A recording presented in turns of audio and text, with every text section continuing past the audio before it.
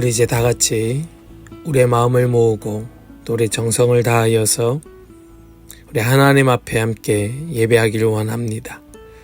다 같이 사도신경으로 우리의 신앙을 고백하며 주님 앞에 함께 나아가겠습니다.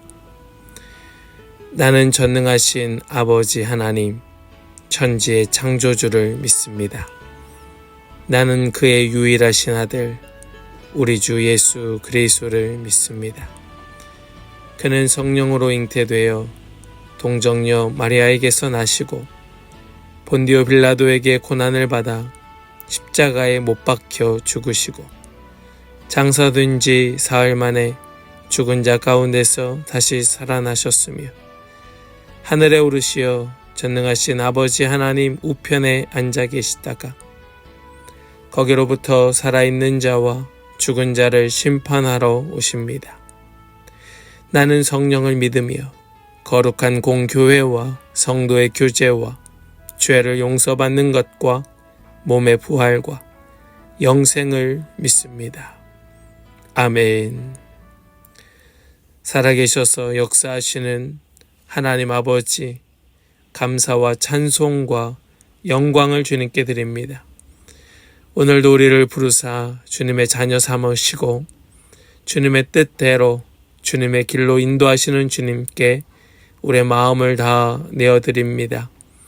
우리 사랑하는 예배자들의 그 마음 중심을 붙들어 주시옵시고 오늘 이 하루 온전히 주님의 뜻 이루며 주님의 영광 나타내도록 오늘 이 아침 우리에게 큰 은혜로 덧입혀 주시옵소서.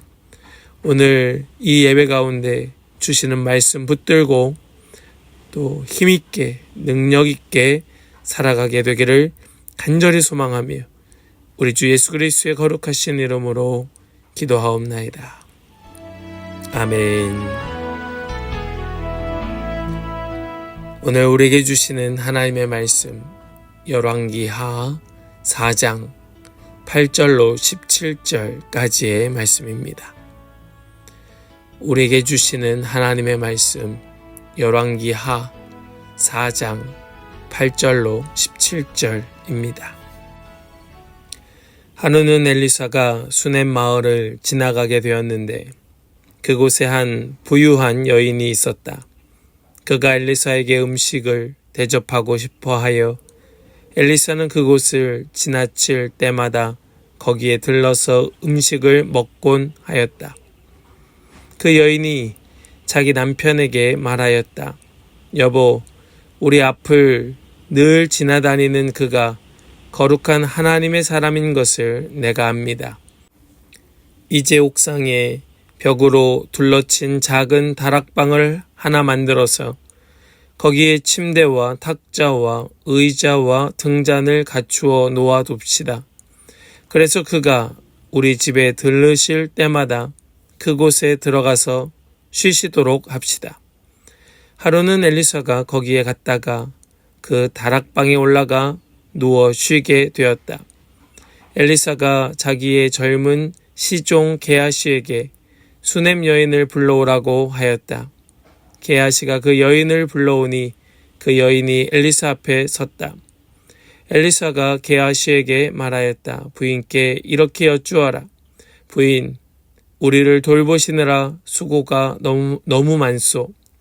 내가 부인에게 무엇을 해드리면 좋겠소? 부인을 위하여 왕이나 군 사령관에게 무엇을 좀 부탁해 드릴까요? 그러나 그 여인은 대답하였다. 저는 저의 백성과 한데 어울려 잘 지내고 있습니다. 엘리사가 게하시에게 물었다.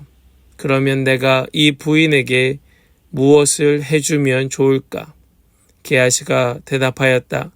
생각나는 것이 있습니다. 이 부인에게는 아들이 없습니다. 그의 남편은 너무 늙었습니다. 엘리사는 게하시에게 그 여인을 다시 불러오게 하였다. 게하시가 그 여인을 부르니 그 여인이 문 안에 들어섰다. 엘리사가 말하였다. 내년 이맘때가 되면 부인께서는 품에 한 아들을 안고 있을 것이요. 여인이 대답하였다. 그런 말씀하십시오. 예언자님, 하나님의 사람께서도 저 같은 사람에게 농담을 하시는 것입니까? 그러나 그 여인은 임신하였고 엘리사가 말한 대로 다음 해 같은 때에 아들을 낳았다. 아멘. 살아계신 하나님의 말씀입니다. 할렐루야. 오늘도 주시는 하나님의 말씀 붙들고 말씀대로 살기를 소망하며 결단하는 모든 성도들에게 주님의 놀라운 은혜가 또 주님의 능력이 부어지기를 간절히 축복합니다. 오늘 우리가 읽은 이 본문의 말씀은 계속해서 하나님의 놀라운 그 기적이 또 하나님의 역사가 드러나고 있습니다. 특별히 엘리사의 이 사역 이야기들은 모두 선지자의 그 통치가 가진 그의 성격을 드러내고 있습니다.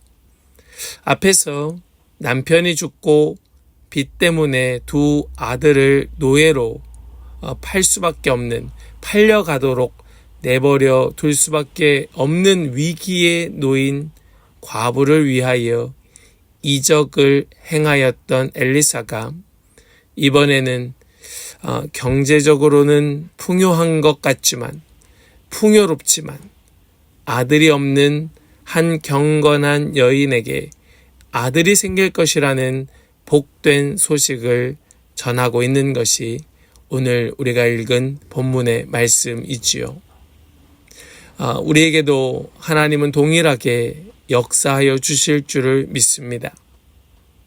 그 필요에 따라 하나님 앞에 간구하는 대로, 또 때로는 미처 구하지 못한 것까지도 하나님께서 하나님의 능력으로 하나님의 사람을 통하여 하나님께서 친히 채워주실 줄을 믿습니다.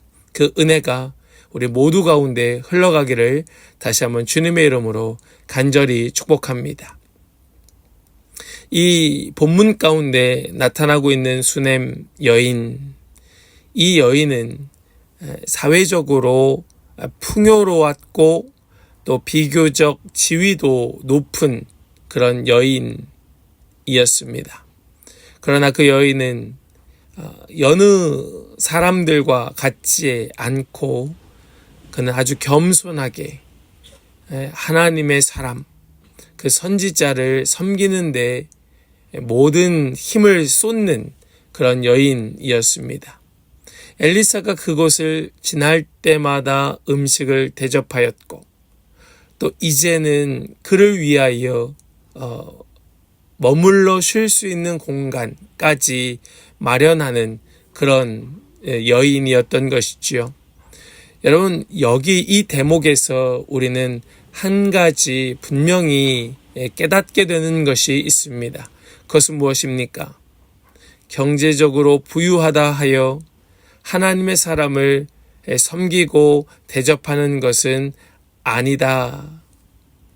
그가 꼭 경제적으로 넉넉해야만 하나님의 사람을 섬기는 것이 아니고 그 안에 하나님의 마음이 있는 자만이, 그 중심에 하나님을 향한 사랑이 있는 자만이 섬길 수 있는 것이지요. 우리는 이 여인을 통하여 그 여인은 가진 게 많았으니까 라고 말할 수 없는 그 이유가 여기에 있는 것입니다. 그녀는 엘리사가 하나님의 거룩한 사람임을 아는 지혜가 있었고 하나님을 사랑하는 마음이 있었기에 그 여인은 기쁘게 엘리사를 섬겼던 것입니다. 사랑하는 여러분, 저는 우리 모든 성도들이 이렇게 섬기기에 힘쓰는 사람들 되기를 간절히 소망합니다. 특별히 하나님의 사람에 대하여 또 하나님의 사역자들에 대하여 더 마음을 쏟아 섬길 수 있는 그런 하나님의 마음이 부어지는 은혜가 있기를 축복합니다. 그럴 때에 오늘 우리가 읽은 말씀에서와 같이 이렇게 놀라운 축복의 사람이 그 주인공이 되게 될 줄을 믿습니다. 엘리사는 이 수넴 여인의 호의를 받고만 있을 수는 없었습니다. 그래서 그의 몸종이었던 사환 게하시를 불러서 이 수넴 여인에게 어떻게 도와줄 수 있겠는가, 무엇을 도와주면 좋겠는가 하는 것을 물을 때에 이 여인은 엘리사에게 나는 지금 이 정도만으로도 충분하다. 나는 이미 넉넉하다. 나는 더 이상 바랄 것이 없다 라고 말하는 이 여인의 겸손함과 지혜를 보게 됩니다. 사랑하는 여러분, 그가 가진 것이 많기에 자족할 수 있는 것이 아닙니다. 우리는 부자가 더 가난하게 사는 것을 많이 보고 있습니다. 분명히 누구보다 더 많은 것을 소유하고 있지만 그의 삶은 누구보다 가난하게 사는 거예요. 물질로부터 자유하지 못하고 또 그가 가진 것으로부터 더 얽매여 사는 것을 우리는 너무나 주변에 쉽게 보게 되지요. 그러나 이 여인은 그는 스스로 만족하였고 감사하였고 또 겸손하였고 그것으로 인하여 누가 보더라도 그 여인의 인품과 또 그 여인의 깊은 하나님을 향한 감사의 마음을 엿볼 수 있게 하였던 것이지요. 사랑하는 여러분, 우리에게 이러한 자족하는 은혜가 있기를 축복합니다. 그리하여 여러분들의 삶을 통하여 많은 분들이 그 중심에 있는 하나님을 향한 사랑과 또 자족하는 마음, 감사의 마음을 보면서 그 인품을 담기를 원하고 또 그가 닮아가는 예수님을 보면서 나도 예수님을 닮고 싶다고 말할 수 있는 그런 정말로 하나님의 마음이 있는 자, 그런 은혜의 사람 될 수 있기를 간절히 축복합니다. 이렇게 엘리사는요, 아무것도 구하지 않는 그저 자족하며 감사해야 하는 이 여인을 돕고 싶은 마음에 그의 사환인 게하시에게 다시 묻지요. 그때 이 게하시는 그 여인에게 자녀가 없다는 사실을 알게 하여 줍니다. 이 여인에게 아들이 없다는 것은 또 남편이 연로하다는 것은 다시는 이 여인에게는 자녀를 가질 만한 그런 가능성이 없는 것을 시사하지요. 그러나 엘리사는 그 여인에게 1년 뒤에 아이를 안을 것이라고 이야기합니다. 물론 이 여인은 그것을 농담으로 여겼지만 마지막 말씀을 보니까 엘리사가 말한 대로 다음 해 같은 때에 아들을 낳았다라고 말씀은 기록하고 있습니다. 즉, 이 여인은 너무나도 기적 같지만 정상적인 방법으로 임신을 하였고 자녀를 출산하였던 것이지요. 구하지 않은 것까지, 바라지 못한 것까지 도저히 받아들일 수 없는 은혜를 그는 갖게 되었던 것입니다. 사랑하는 여러분, 사실 우리는 매일 매순간이 구하지 않은 복까지도 누리는 은혜의 삶을 살고 있음에 틀림이 없습니다. 그러나 많은 사람들은 그 은혜를 받고 누리면서도 그것을 알지 못하여 감사하지 못하는 사람들이 태반인데, 저는 우리 함께 예배하는 우리 성도들은 그 주신 은혜에 감사하며 감격하는 자들이라 믿습니다. 부탁하기는, 바라는 것은 더 감사하는 자들 될 수 있기를 간절히 축복합니다. 이 여인이 그 다음 해에 아들을 낳고 그 아들을 품에 안았을 때에 그는 분명히 이 엘리사의 말을 기억했을 것입니다. 여러분, 기억하는 거예요.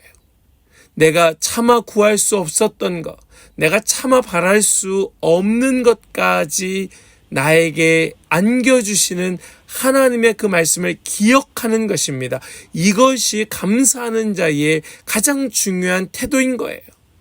사랑하는 여러분, 우리는 하나님의 말씀을 기억하는 자들 되어야 한다는 말씀입니다. 여러분, 오늘 우리가 함께 읽은 이 말씀, 그냥 기적 같은 말씀이에요. 도저히 이해할 수 없는 그런 기적을 받아 누린 한 여인에 대한 이야기를 우리는 함께 나눈 것입니다. 여러분, 여기에서 우리 꼭 한 가지 기억할 수 있기를 원합니다. 누가 어떤 사람이 복을 받는 사람이 될까요?